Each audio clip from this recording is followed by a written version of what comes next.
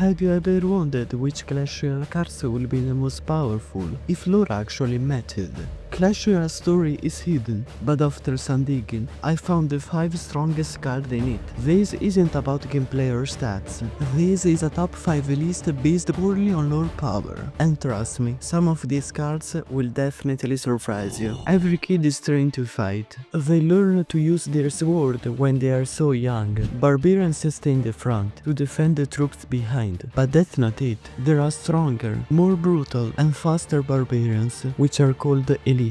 No one believed in them. They are in the front, so they only serve to protect other troops. In Clash of Clans, for example, they are usually thrown away. For this reason, they created a ceremony where they can show their true power. The strongest and fastest barbarians are the ones that really count. They don't stay in the front, they are the front. It's also interesting to note that they collaborate with each other, and they are very smart. They always fight in pairs, and they move as if they were one. It is said that when one falls, the other fights twice as hard. Who has seen both falling? But no one trusts them completely. Even the king avoids them. Sometimes they run into the tower. Sometimes they get kited by an ice golem. They definitely have a tough life. They have to deal with buildings, air troops and swarm troops. But sometimes the strength is not enough. Sometimes they are too slow.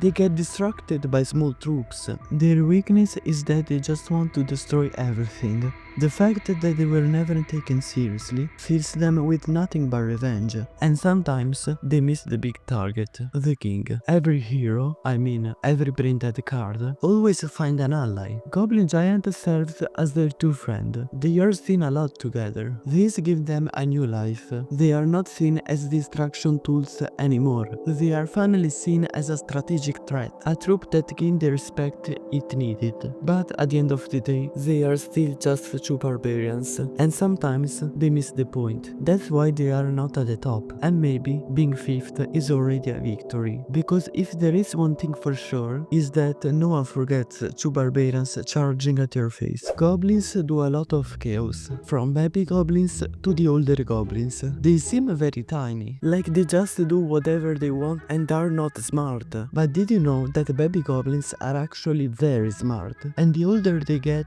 the dumber they become? The machine was born as a failed experiment. Later, the builder perfected it and created the battle machine. Goblins are seen as tiny green puppets who are uncontrollable and just cause chaos. So imagine baby goblins. No one was scared of them. They started to work hard to prove their intelligence. They created mechanical arms and legs to build up the goblin machine. A big, devastating rocket was also built on the back. They started to destroy the arena. Big punches, lots of rockets. They were winning lots of challenges, destroying every troop. But obviously, that doesn't mean the machine is unbeatable. The height of the mechanical arms slowed the machine down a lot.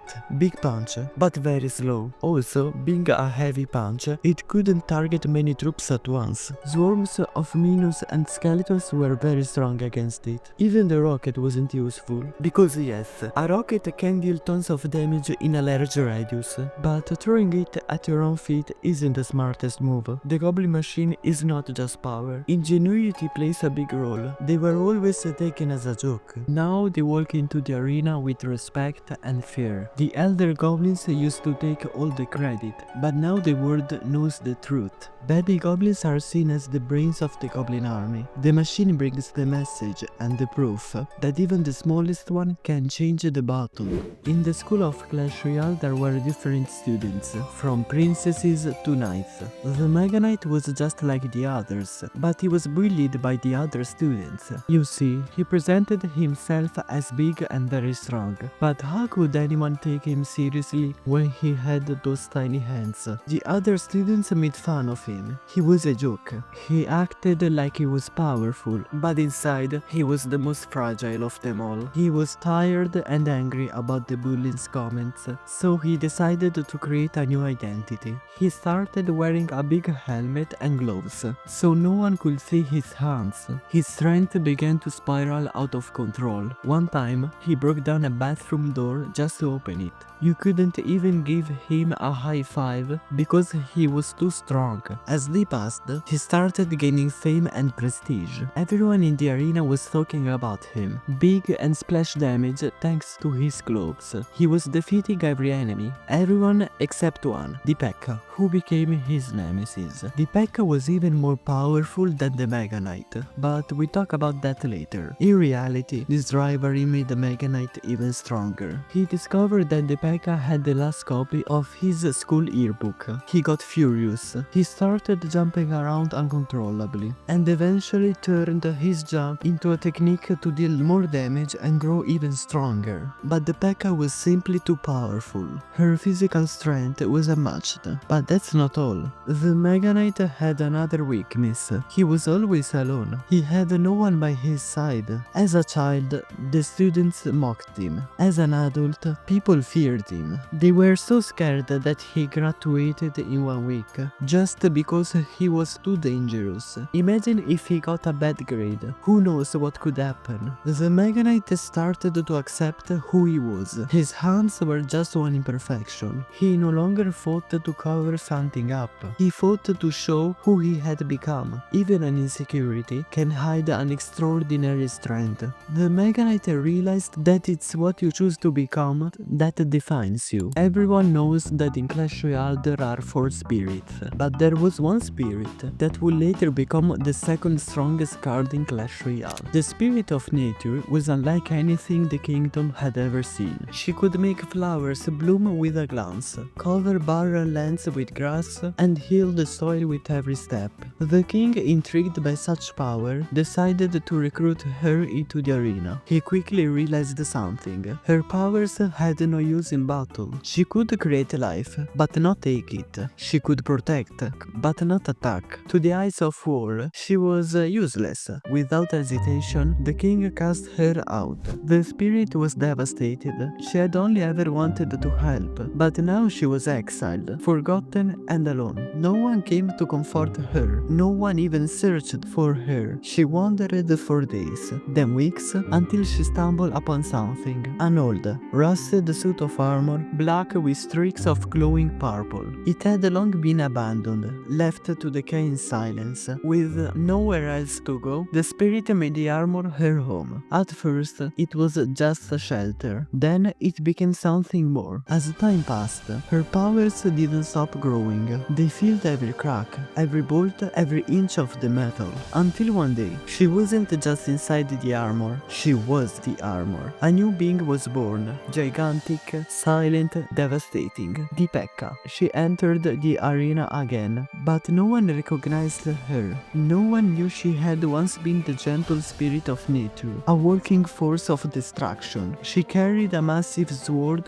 that could cleave anything in half. She had no memory of the past, just the sound of the metal. Physically, the Pekka was unmatched. She had the highest damage, the hardest strikes. But with great power comes great slowness. And she wasn't just slow, she was very slow. Even worse, her attacks only hit one enemy at a time. In a world of swarms and spells, that was a dangerous flow. She often fought alongside the magic archer, one of her most trusted allies. His precise and long-range strikes perfectly complemented her unstoppable strength, making them a nearly unbeatable duo. He was everything she wasn't, and every time they met, he reminded her of her limits. And yet, despite all this, despite the battles, the rage, the silence, one thing remained, a small piece of her old self. She still loved butterflies. Every now and then, in the heat of battle, she would stop, just for a second, to watch a butterfly fly by.